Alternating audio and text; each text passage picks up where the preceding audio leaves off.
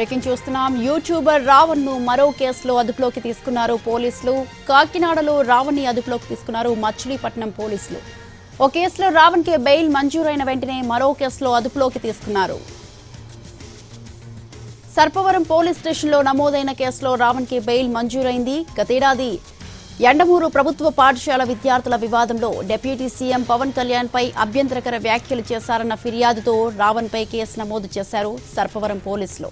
ఈ కేసులో రావణ్ తరపున జడ శ్రవణ్ కుమార్ వాదనలు వినిపించారు. రావణ్ కి బెయిల్ మంజూరు చేశారు కాకినాడ మొబైల్ కోర్టు మెజిస్ట్రేట్.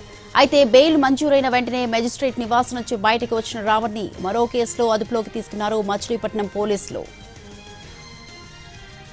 ఒక యూట్యూబర్ పై ఇంత కక్ష సాధింపు ఎందుకు అంటూ ఏపీ ప్రభుత్వాన్ని ప్రశ్నించారు నటుడు ప్రకాష్ రాజ్.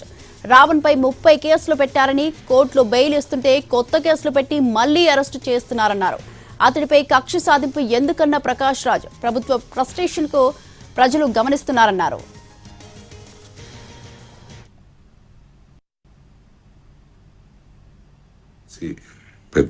రావణ్ని మధ్యరాత్రి హైదరాబాద్లో అరెస్ట్ చేసి పెద్ద బిల్డప్ ఇచ్చి ఆంధ్రప్రదేశ్ తీసుకెళ్లారు. కోర్టు ఈ కేసులో అరెస్ట్ చేయలేవండి అని బెయిల్ ఇచ్చింది. ఇమ్మీడియట్గా ఇంకో కేసు వేసి మళ్ళీ అరెస్ట్ చేశారు. అప్పుడు కూడా కోర్టు లేదండి దిస్ ఇస్ నాట్ రైట్ అని మళ్ళీ బెయిల్ ఇచ్చింది. మళ్ళీ ఇంకో కేసులో అరెస్ట్ చేస్తారా?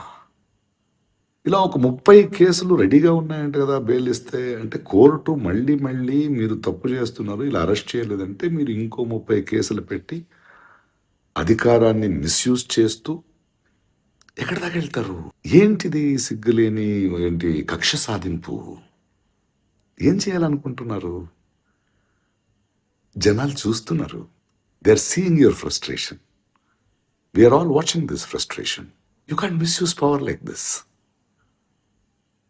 Hope you release him soon. Raavan